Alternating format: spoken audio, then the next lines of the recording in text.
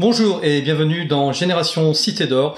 Alors voilà, je tenais à vous remercier d'avoir été si nombreux pour notre premier direct hier chez Elisabeth de Caligny. Et je vous demande de nous excuser pour les problèmes techniques qu'on a eu. Forcément, c'est le premier direct. Et puis surtout, la bande passante chez Elisabeth, on n'avait pas anticipé qu'en se mettant avec deux PC, forcément, c'est les réduire par deux la bande passante et nous pixeliser l'image. On fera mieux la prochaine fois, lors du prochain direct, pour lancer le numéro 2. En tout cas, merci d'avoir été très nombreux.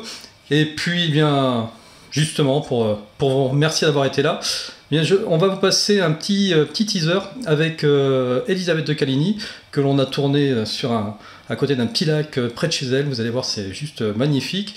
Et ce teaser eh bien, va commencer à introduire son article sur la forêt de Cannock Chase.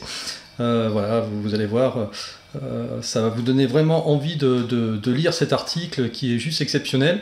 Et puis, j'en profite aussi pour dire que les personnes qui acquerront, qui précommanderont le magazine Génération Cité d'Or auront la chance de pouvoir voir l'émission intégralement en avant-première avec Elisabeth de Caligny sur la forêt de Cannock Chase, avec des éléments qui ne seront d'ailleurs pas dans l'article. Voilà.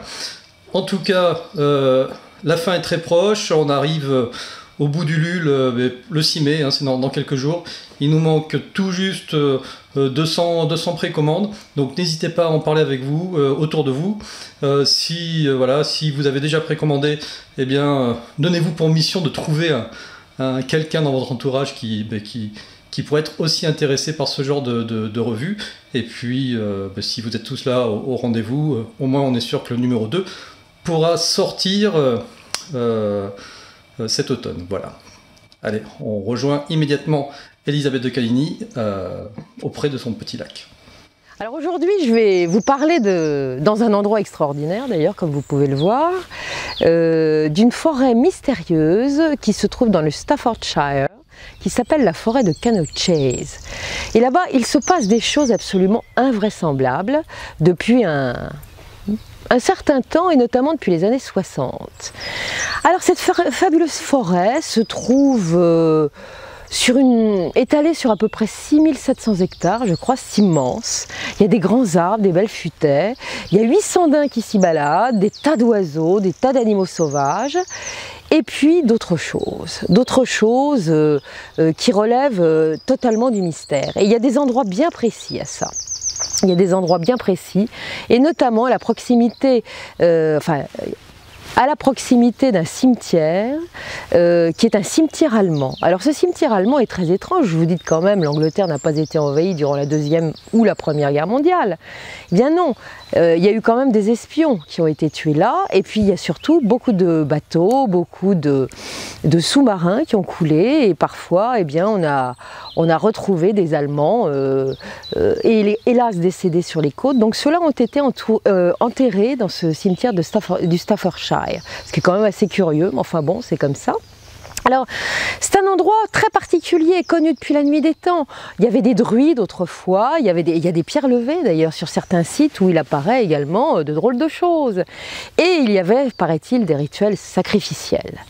Et il n'y a pas que ça, il y a des mines de charbon aussi, et ces mines, on a fait des travaux de terrassement, certaines ont été rouvertes, et il semblerait que de là sortent des créatures très étranges. Et puis, il y a un ancien camp de la RAF qui a été construit dans les années 50. Pendant la guerre, il existait quand même à la fin de la guerre, et il s'y serait déroulé des expériences un peu particulières. Donc, vous avez tous les éléments, tous les ingrédients qui sont réunis dans cette forêt de Cannock Chase pour qu'il y ait du mystère, et il y a surtout des bêtes absolument incroyables. Vous avez certainement entendu parler du ranch de l'Utah, je l'avais raconté sur une autre chaîne, et dans ce ranch il se passait des choses absolument invraisemblables, et figurez-vous que dans la forêt de Cannock Chase, c'est le même genre, mais en plus folklorique. Et puis bon, dernière chose, à l'époque moderne, par les temps qui sont les nôtres maintenant, la forêt de Cannock Chase est surtout connue pour ces murder parties qui sont organisées, où les gens se font peur, à juste raison d'ailleurs, parce que parfois ils font des rencontres. Et puis, en plus léger, je dirais que Il se passe dans la forêt de Cannock des choses absolument étranges, puisqu'on y pratique le dogging, qui est simplement rien d'autre que le sexe en public. Donc, écoutez, selon les goûts que vous avez, le mystère ou autre chose, vous pouvez aller y faire un tour.